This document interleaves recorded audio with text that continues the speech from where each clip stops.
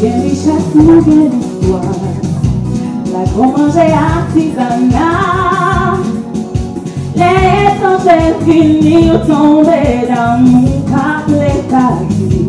Nous-mêmes tout conscients d'esclaves. Comment c'est fait partie pour là? Conscientisé, sensibilisé, on démarrait. Voler pour les bâtis. Visiter les yovini, que pays nous qui touristes à monter comme nous. Merci à tous d'avoir répondu présent à cette soirée que nous voulons très conviviale à l'occasion de la Journée mondiale du tourisme célébrée le 27 septembre sur le thème 1 milliard de touristes, 1 milliard d'opportunités. Nous n'avons pas pu vous convier plus tôt puisque le lendemain, soit le 28 septembre, l'équipe de promotion du ministère, accompagnée des opérateurs privés, des artisans haïtiens, représentait pour la 3e année consécutive notre Haïti chérie à la grande foire des professionnels de voyage Topresa à Paris.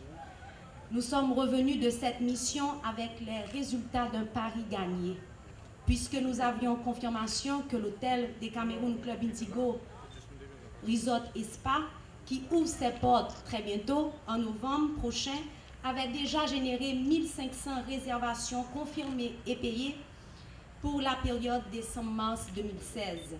Je dis bien pari gagné, car on arrivera à travers des efforts conjoints consentis ces 5 dernières années entre le secteur public et le secteur privé à repositionner la destination à travers le produit tout inclus. Modèle de produit touristique qui nous permettra de recevoir pour l'année 2016 des charters venant de l'Italie, des charters venant de la France, des États-Unis, du Canada, de Guadeloupe et de Martinique. Haïti salue l'arrivée des touristes de loisirs et leur souhaite déjà la bienvenue. Je le disais tantôt, 5 ans de travail assidu et de détermination pour repositionner notre Haïti chérie. Celle d'abord de notre président, Michel-Joseph Martelly, celle aussi d'une administration composée d'hommes et de femmes compétents. Je veux saluer ici l'apport de chacun des anciens ministres et de celui de l'ex-premier ministre Laurent Lamotte à notre secteur, et en particulier depuis une année pour sa collaboration et son apport sans réserve, M. Evans Paul, notre Premier ministre, qui est avec nous ce soir et que je salue, et ainsi que tous mes collègues ministres faisant tous partie de ce gouvernement Martelly-Paul. Le thème retenu pour cette année nous permet d'orienter la réflexion autour de ce que représente le tourisme pour le développement économique de ce pays. Et je le répète, 1 milliard de touristes, 1 milliard d'opportunités et de possibilités. C'est une invitation à porter chaque Haïtien, du plus aisé au plus modeste, à se poser la question: comment je peux bénéficier de l'activité touristique? Comment le tourisme peut m'enrichir? Cette journée, fort de son thème, est bien une invitation à comprendre et à partager l'impact du tourisme sur le développement socio-économique mondial. Le secteur représente 10% du PIB mondial, 6% des exportations mondiales.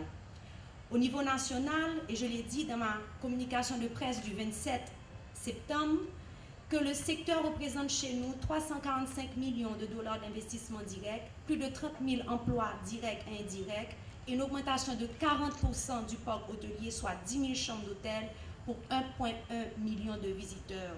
Le tourisme représente aujourd'hui, dans l'économie haïtienne, le 3e générateur de rentrée de devises. Notre destination est reconnue, notre produit est original, la volonté politique est là. Le secteur privé national comme international joue sa partition. Nos partenaires étrangers s'engagent chaque jour de plus en plus et sont à nos côtés. Et notre population, on le croit, restera mobilisée pour s'identifier dans cette industrie porteuse. C'est pourquoi nous devons tous ensemble, ici ce soir, parce que nous le voulons, pour préserver les acquis et aller plus loin, gagner la bataille de la stabilité et de la continuité pour ce secteur. car nous ne sommes plus à la recherche des touristes, les touristes sont à notre porte. Ce sont les mots d'amitié et d'accueil du peuple haïtien. En vous saluant, femmes et hommes, qui honorez par votre présence la célébration de la Journée mondiale du tourisme qui se tient ordinairement chaque 27 septembre.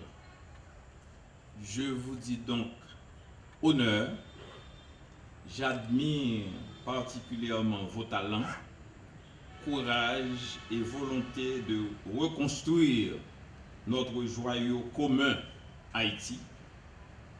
Madame la ministre du Tourisme, je vous félicite pour la conjugaison de l'énergie et de la passion que vous inspirez au secteur. Je me découvre bien bas pour féliciter et encourager les hôteliers, les restaurateurs, les lignes aériennes, les agences de voyage et le personnel de support de l'industrie touristique qui travaillent sans relâche pour offrir une expérience unique aux visiteurs. Honneur, respect, ce sont ici les premiers mots qui tissent l'hospitalité hors pair du peuple haïtien. J'ai vécu dans mon enfance, ma jeunesse et dans mon âme cette force transcendantale de sourire, de partage, d'amour de l'autre qui a traversé d'une génération à l'autre, tant dans les lacous des campagnes courues et salons des centres urbains, et qui fait de chacun de nous un hospitalier naturel. Épousé par notre nature merveilleuse, rehaussé par l'imaginaire de nos artistes, architectes et hommes de vision, Haïti se hissera dans les années 50 comme le fleuron de l'industrie touristique. Aujourd'hui, nous célébrons la Journée mondiale du tourisme avec le sentiment d'avoir été parmi les pionniers. Nous sommes confiants de nous tailler une place importante sur le marché du tourisme international, tenant compte de nos acquis naturels et culturels, nos récents progrès, puis la vision et l'intelligence des hommes et des femmes du secteur. On vient d'énumérer les différents types de touristes en tourisme, de loisirs, tourisme intellectuel, tourisme d'études. Mais pourquoi pas un tourisme de solidarité? La pauvreté, ce n'est pas un problème. Ce qu'il faut préserver et cultiver, c'est la dignité. Il y a plein de gens qui sont intéressés à venir passer une semaine, 2 semaines, en solidarité aux pauvres, pour aider à construire un village, pour aider à supporter un centre de santé ou quelconque activité.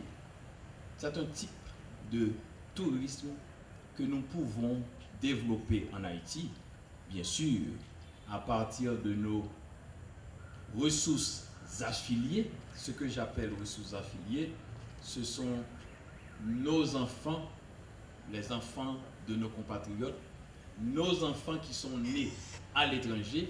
Chaque 18 mai, il y a la célébration de la fête du drapeau à travers le monde, particulièrement dans des villes aux États-Unis. Alors, il y a de l'opportunité par rapport à ce que nous représentons, par rapport à la force de notre histoire, de notre capacité culturelle. Il y a plein de choses à faire. Cependant, il y a un aspect fondamental, c'est la stabilité politique. La stabilité passe bien sûr par l'alternance du pouvoir politique, dont l'exercice électoral constant. Voilà que nous confrontons depuis quelques semaines un problème dans une zone, question d'élever une zone au rang de commune. Alors la question qu'on peut se poser, a-t-on besoin d'un visa pour se rendre à la Carrière ou à Maury, si on n'est pas de la Carrière ou de Maury, si à Carrière ou Maury, soit commune ou section communale ou quartier ou localité, le problème ne se pose pas ainsi. C'est une simple mesure administrative. Mais au-delà de cette mesure, il y a la liberté de circuler. Au-delà de cette mesure, il y a le respect de la propriété privée. Il y a aussi la nécessité de préserver les efforts. Nous avons une compagnie qui est en train d'investir beaucoup d'argent, qui est en train d'amener des touristes en Haïti et qui projette bientôt, comme l'a annoncé tout à l'heure la ministre, de nous emmener beaucoup de touristes sur les côtes des Acadiens. Ce n'est pas possible que cette situation persiste. Le gouvernement va montrer sa bonne foi, bien sûr. Nous privilégions la persuasion. Nous privilégions le dialogue. Pour nous, la répression, c'est l'exception. Le dialogue, c'est la règle. Et cette règle, c'est ce qui doit conduire à une dynamique raisonnable d'engagement et de responsabilité des uns et des autres. Et je profite ce soir pour lancer un appel à mes compatriotes du Côte des Acadiens pour dire que vous êtes en train de risquer des emplois pour vous, pour vos enfants, pour vos compatriotes dans cette zone. Vous êtes en train de polluer l'image du pays par un comportement dont on ne saurait trouver de qualificatif. Nous sommes là pour dialoguer parce que notre seul souci, c'est de travailler pour le bien-être des Haïtiens. S'il faut dialoguer, s'il faut changer, s'il faut rapporter, on peut toujours le faire, mais il faudrait que ce soit pour le bien du pays, pour le bien commun. Nous te disons, nous toutes ces Haïti, des gens de la Carrière, de Montru, de Williamson, de Cabaret, nous sommes des enfants d'Haïti. Nous sommes tous appelés à travailler pour le progrès d'Haïti. Nous devons créer l'ambiance pour attirer des visiteurs chez nous. Tout le monde connaît. Là nous dit honneur, l'autre la répond respect. C'est deux mots fondamentaux. Honneur, respect. Ma pentré avec honneur ou après recevoir avec respect. C'est honneur, respect qui traverse l'éducation nous toutes dans le pays d'Haïti, quel que soit le rang nous, quelle que soit la formation. Nous pas qu'à perdre réputation ça, honneur, respect. Non, même honneur et respect ça, nous sommes capables de discuter différences qui gagnent entre nous, différences politiques pourquoi pas, différences de considération, différences de vision, différences de choix. C'est normal tout ça dans une société de pluralité.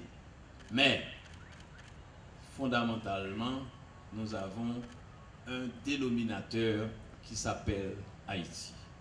Et nous sommes tous de la communauté du peuple haïtien. Nous avons le devoir de faire honneur à notre pays.